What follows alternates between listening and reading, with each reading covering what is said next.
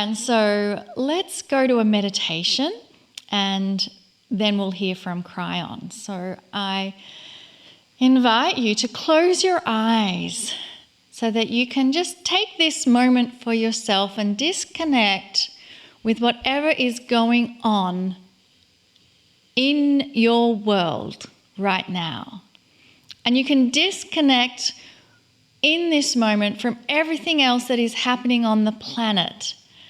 This is your time now to relax in the arms of Spirit and receive a message from Cryon. Greetings, dear ones. I am Cryon of Magnetic Service. This is the first message of the month, and this one is going to be very different because it's going to be an explanation of a word that I gave almost a year ago. Now, I have revealed this information last month, but not on this particular program, and I'm going to do it again. Every year, we give a word that might describe the year. Now, humans love this. Even though the word given the year before is still active, they want to change it. And so I did. But the word that I changed it to was this. This is the year of recovery. Now, those who look at that scratch their heads and say, I'm looking at the world right now, Cryon, and it doesn't look like we're recovering from anything. In fact, it looks like we're going the opposite direction of recovery. So I will explain this now for all those watching, for all the members of Circle of 12, and for all those interested, of what that meant. Because right now is the critical point on the planet that is actively involved in recovery. Here's what it means. When those in a hospital are in a coma, and at some point in time after a duration in that coma, whatever the time is, and they start to come out, it's very exciting. First of all, there is always the possibility they won't come out. Now, this is a metaphor for humanity. Humanity has always been in a coma of dark energy. You can't doubt that. If you're a historian, you just look backwards and you see it very clearly. Human civilization has always been about one thing. You can actually measure the demarcations of what happens with civilizations by the wars they have. And the wars they have seem to be continuous. In other words, nothing is ever learned. Nothing is ever learned from a war. And even though the war is then settled and over, it seems like everyone goes to lunch and comes back and has another war. Now, this has been called human nature. That no matter what, one generation never learns anything that passes to the other generation about war. They just simply do it again. That is a coma. A coma of darkness. Darkness breeds irrationality and dysfunction, and that's where humanity has been. This work that I do has one point to it, one theme. If you ask Cryon, me, what is my work about? It's about the awakening of humans on this planet. It's about the new human being on this planet. I've been here for 30 years and more now. And the message I gave when I arrived was this: you will receive no Armageddon as promised in the years 2000 and beyond, and instead you are headed for something that is unexpected. You're headed for a battle of dark and light. But that battle will will actually represent the fulcrum or the turning point between dark and light on the planet. You will awaken from a darkness you've had for eons and develop the highest consciousness the planet has ever had that will eventually result in no war. That's what I said. And that has been the theme of Kryon for all of these decades. And here we are. You are recovering from the coma. Humanity is starting to now awaken from that darkness. And what happens in that awakening is very interesting.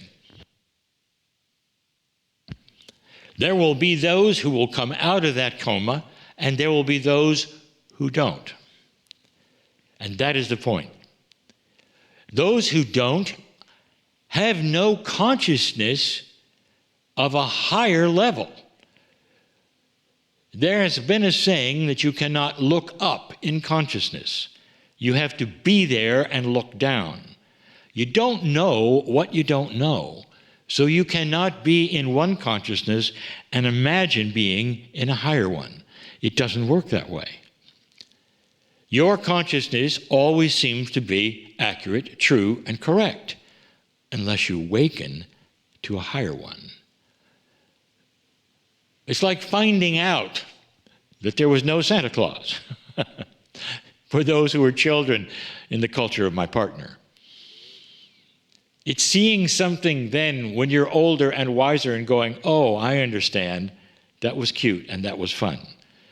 But now I'm wiser and older and I move on from here and I see the love in it. So those who do not awaken from this darkness are then invested in that which is their reality, and they want to sustain it. What this means is that there are those who will always want to pull you back to the reality that they used to have, that you used to have while you're in the coma. Have you seen any of them? Are you starting to recognize them? And the difference in this awakening and this recovery is that the world today is not going to go in the direction that it went to before. The idea that one generation does not learn from another is now over.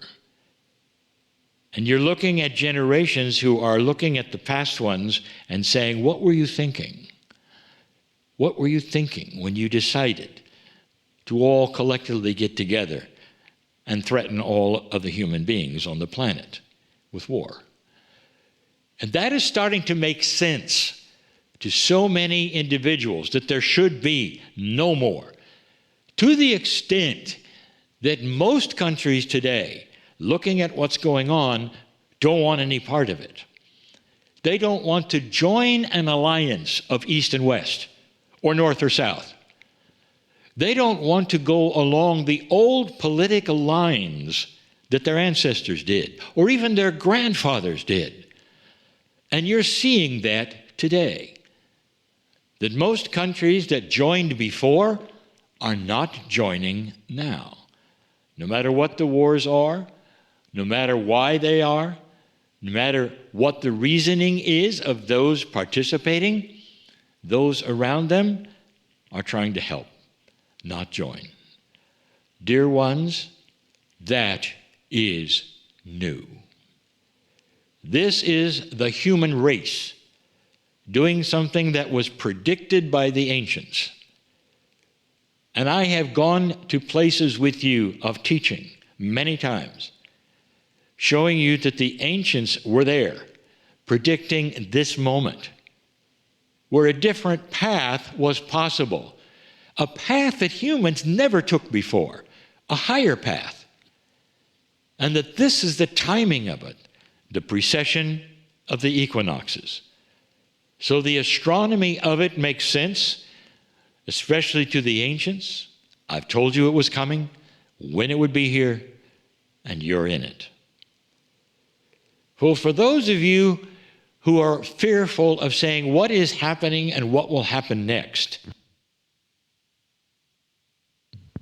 this is for you. It was expected. It was expected. Now, the ferocity of it, that's what humans have created. How bad it would be, that's the free choice of humans. The sorrow is there. The horror is there. But dear ones, this is what we told you the dark and the light battle would be like. The news that I want to give you, and I have channeled before last month, is this. This may represent the final battles of earth. Not in a negative way, in a positive way. The earth is looking at the atrociousness of what it is, are seeing what your ancestors saw, and the result is never again. We can do better than this. It may take another generation, but light is starting to come. Color is starting to come to a black and white earth in ways perhaps you didn't want. But this is what we said may happen, is that the darkness wants so much to sit upon your light, light worker, to eliminate you. Fear will do it. We've told you that. If you're in fear and worry, your light is covered, and we've told you that. This is the truth of the day. You are recovering from an old energy, from an old time, from an old humanism, and you're awakening from a coma to something that you can now take care of in ways you could not before, because the consciousness of the planet is starting to move. It started to move some time ago. It's slow. It takes generations sometimes. It takes those we talked about years ago when we gave you the information originally on the indigo children. These are new conscious human beings that think differently. It's the beginning, even of those who needed to be here during the shift. For some of you, it is now all making sense. So my plea is this: send love to this planet when it needs it. For those of you in peace right now, take the condition you're in and look at it, wrap it up in a package, and send it to those who are not in peace. Don't make up your mind who deserves it or who should have it. Just send it to all in trouble. Everyone who needs love.